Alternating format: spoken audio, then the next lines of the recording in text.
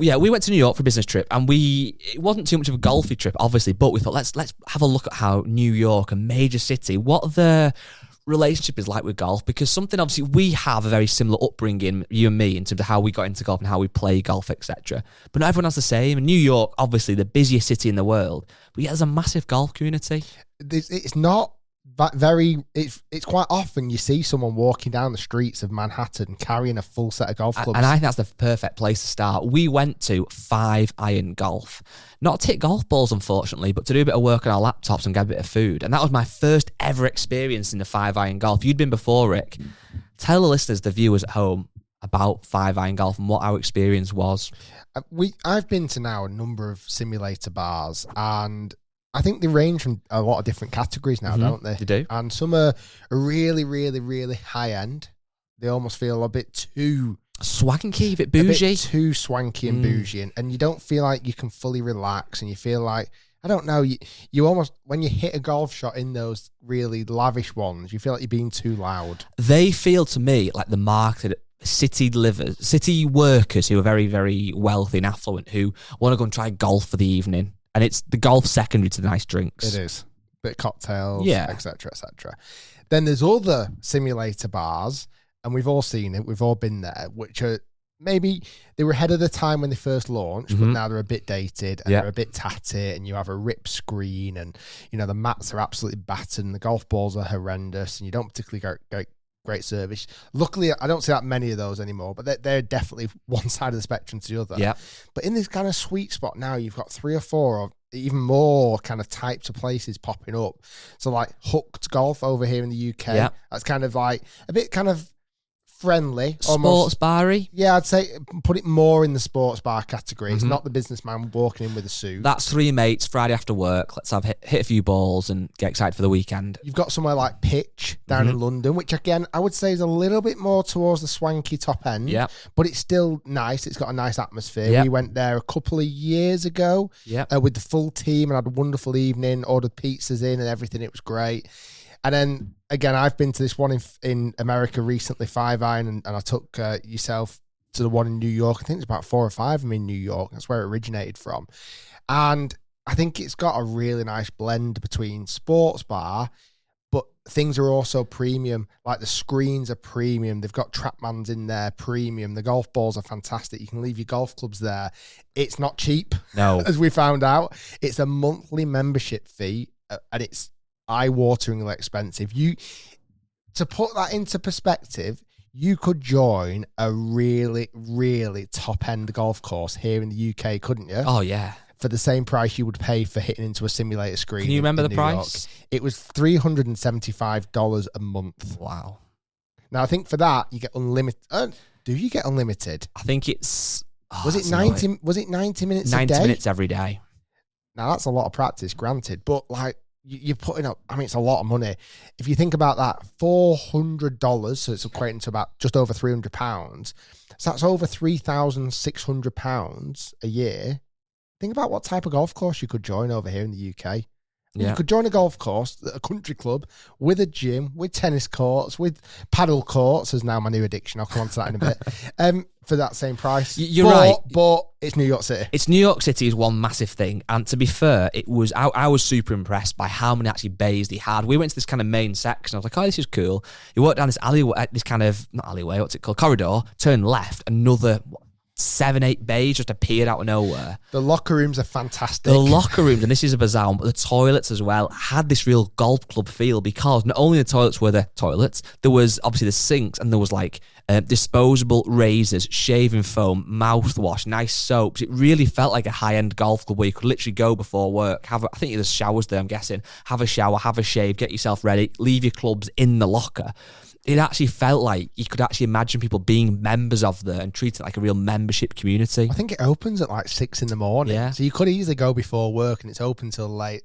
But yeah, we went there. That was our first location. Yeah. Then we also visited a golf shop, which was really close to Times Square. So it's called, mistaken. I had to look before what it was called. Forgotten completely. But ironically, it's just called New York Golf Centre. Brilliant. I believe. And it's the kind of golf shop that it must make a lot of money to earn, to be able to pay for that rentage of that. It's right near Macy's, isn't it? Yeah. To be able to pay to rent that premises, it must be making wedge. It was 2 stories. I'm sure there's probably even more space for actual storage of equipment.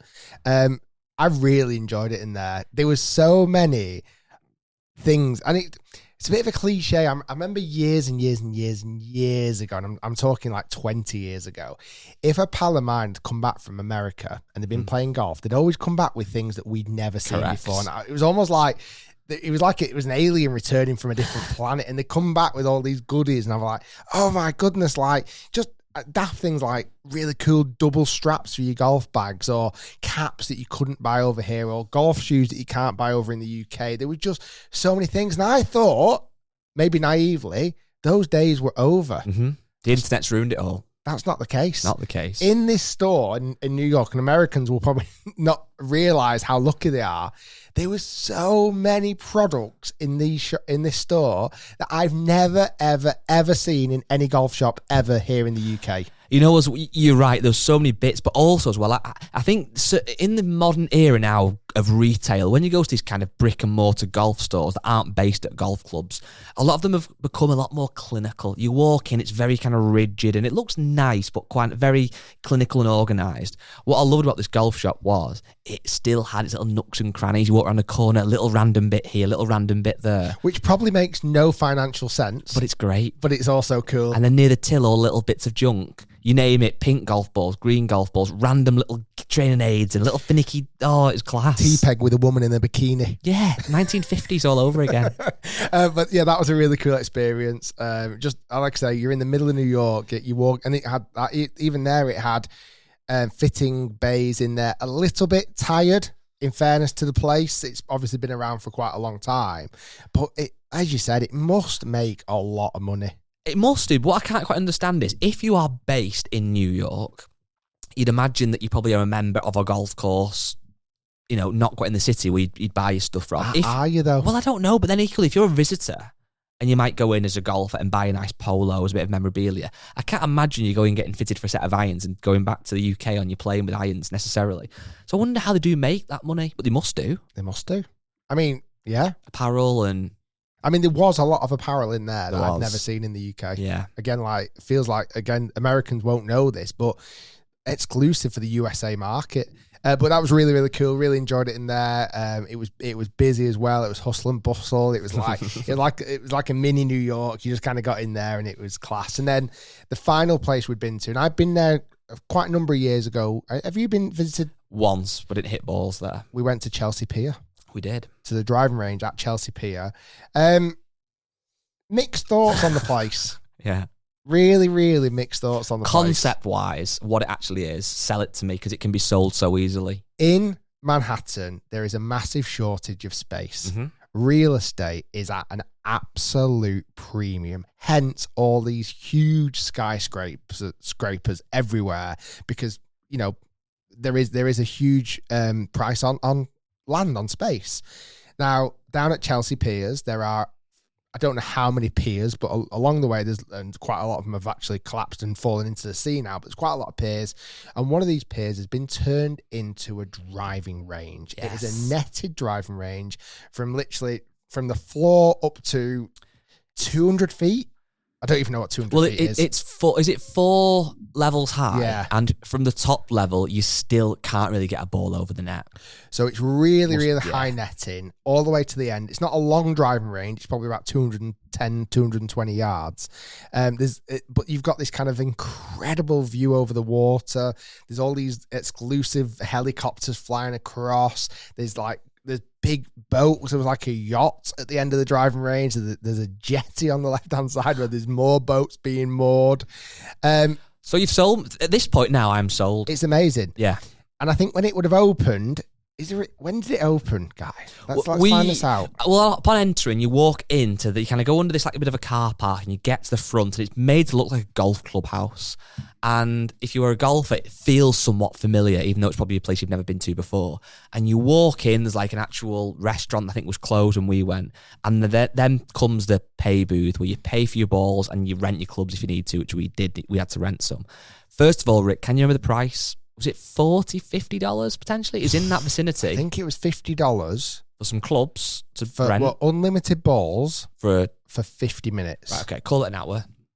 So it's unlimited balls, 50 minutes, and about maybe 4 or 5 rental clubs. It's expensive. And because we weren't on the top level, we weren't allowed to have drivers. They knew we'd smash it over.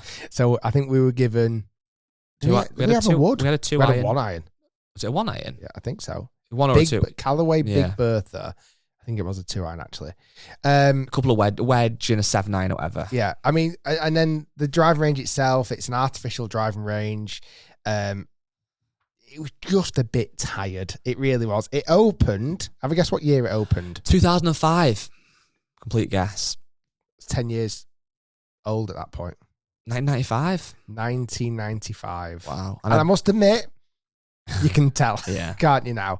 I feel like it needs a real revamp. Now, I don't know. We were talking about this when we were there. Is there a lease policy that's about to get, renewed? Do they know they've only got that facility for a certain amount of time? Are they going to turn that into some swanky luxury apartments on that pier? We don't know. Yeah. But it could just do with a bit of TLC. It's very cool. It's very different. It's definitely worth going to when you're in New York. As the golf shop is, as is 5-iron golf, and there's a few 5-iron golfs as well. And even like where our hotel was, there was swingers, the putting place. Yep. Yeah, sorry. Yep. The putting place, which we've got one down here in London as well. Down here in London, we live nowhere near London. In the UK, at London as well. But yeah, I feel like it needs a little bit of TLC, a little bit of money.